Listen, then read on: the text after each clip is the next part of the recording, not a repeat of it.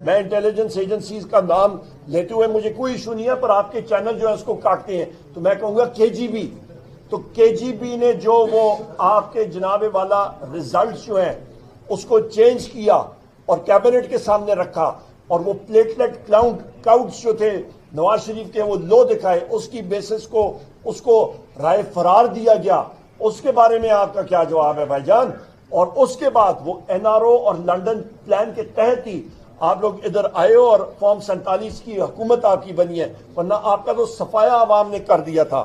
یہاں پہ میں حنیف عباسی کو یاد کراؤں گا، جناب ایفیڈرین کا کیس نہ بھولیں، یہ دونوں صاحبان جو ہیں یہ بات کر رہے تھے جناب کہ رانا ثنا کے بارے میں اور باقی لوگوں کے بارے میں بار میں کہہ چکا ہوں، رانا ثنا انٹیریئر منسٹر رہ چکا ہے، اس کے اوپر جو منشیات کا کیس تھا، جو D G anti narcotics force اس وقت جس نے وہ کیس بنایا تھا، رانا ثنا کو چاہیے کہ موجودہ ڈی جی اینٹی نارکوٹکس اٹھ کے، جن کا میجر جنرل کا رینک ہے، وہ اٹھ کے رانا ثنا سے یا معافی مانگے اور کہیں کہ اینٹی نارکوٹکس فورس نے وہ فیبریکیٹڈ اور جھوٹا کیس بنایا تھا، اور اس وقت کے ڈی جی اینٹی نارکوٹکس کو پھر اس کے خلاف کیس کرنا چاہیے اور اس کی ٹیم کو بھی سامنے لانا چاہیے اور اس کے خلاف لیگل پروسیڈنگز کرنی چاہیے۔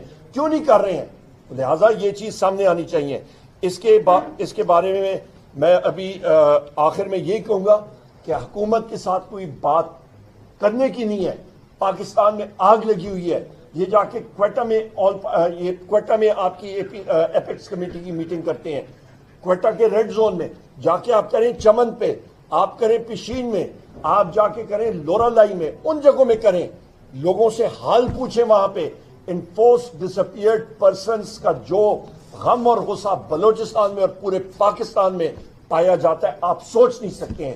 یہاں پہ یہ بھی آخری بات میں کروں گا، پھر اسد کیسر صاحب اور بیرسٹر صاحب بات کریں گے کہ آپ کا سندھ میں بدین میں فہمیدہ مرزا صاحبہ کے خلاف، وہاں پہ آپ کے جی ڈی اے کے خلاف پیپلز پارٹی جو کر رہی ہے اس کو بھی ہم لوگ کنڈیم کرتے ہیں، ان کو انہوں نے بالکل دیوار کے ساتھ لگایا ہوا ہے۔ اور آج جو سیلاب کے حوالے سے جو مطلب آپ کا این ڈی اے میں ہے یا ایرا ہے، ان کو سامنے آنا چاہیے اور ہمیں بتانا چاہیے کہ کیا کچھ کر رہے ہیں سیلاب زدگان کے لیے۔ بہت شکریہ جی۔ بیرسٹر صاحب یا بیرسٹر صاحب۔ بسم اللہ الرحمن الرحیم۔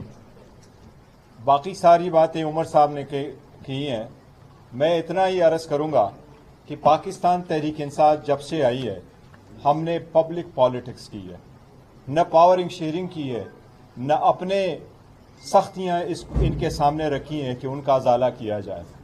خان صاحب کے سل کا اگر کسی کو سب سے پہلے مرتبہ پتہ چلا تو وہ بھی سپریم کورٹ نے، حکومت نے خود ڈاکومنٹس فائل کیے، ورنہ خان صاحب نے کبھی اپنے سل کے بارے میں نہیں بتایا تاکہ اٹینشن نہ ڈائیورٹ ہو۔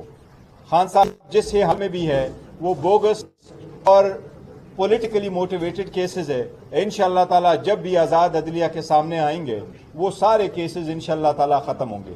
ہم نے ہمیشہ پارلیمان میں ایک سیریس ایشو اٹھایا ہے، آج بھی پارلیمان میں جو ایشو اٹھایا ہے وہ انفورس ڈس اپیئرنسز کا ہے۔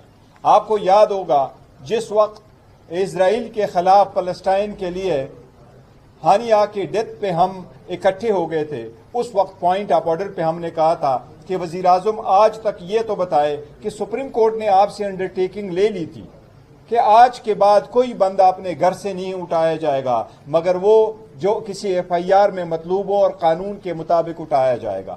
وزیر اعظم نے on the floor of the house یہ کہا تھا، یہ کمٹمنٹ کی کہ میں آپ کو اسپیکر صاحب پتہ کر کے آپ کو انفارم کر دوں گا، آج تک ہمیں نہیں بتایا گیا۔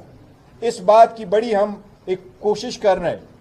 دیکھو فقط یہ کہنا کہ پاکستان مضبوط ہاتھوں میں ہے کافی نہیں ہے، پاکستان کا مضبوط ہونا لازم ہے۔ آپ اس کے لیے جو کچھ کرنا ہے وہ کرے، اپنے عوام کو مین سٹریم میں لائے۔ ہم نے یہی کہا ہے پاکستان تحریک انصاف نے کہ آل پارٹی کانفرنس اگر بلائی گئی تو ہم اس کا حصہ ہوں گے۔ سی پیک پہ بات آئی تو ہمارا نمائندہ گیا۔ خان صاحب نے اعلان کیا کہ پاکستان کے بیرونی ممالک سے اگر دوست ملک کا سربراہ آیا تو ہم باوجود اپنے ریزرویشن کے ان کے ساتھ شرکت کریں گے۔ ہم اس پارلیمان میں بیٹھے ہوئے لوگوں کو سٹرینجر سمجھتے ہیں۔ اس وقت احسن اقبال کو مخاطب کر کے ہم کہتے ہیں، آپ کو ہم نے اتنا کہا تھا کہ اس پارلیمان میں کھڑے ہو کے اپنا ہاتھ اٹھا کے کہیں کہ آپ جیتے ہوئے ہیں۔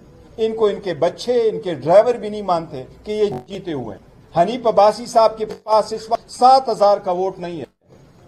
اس سے سب سے پہلی مثال تھی اور سب سے آنیسٹ بات کی تھی رانا ثناء اللہ صاحب نے, جس نے یہ کہا تھا کہ ہم نے حکومت لینے کے بعد رجیم چینج کرنے کے بعد اس کو طول اس لیے دی تاکہ اپنے کیسز کو ختم کرا سکے.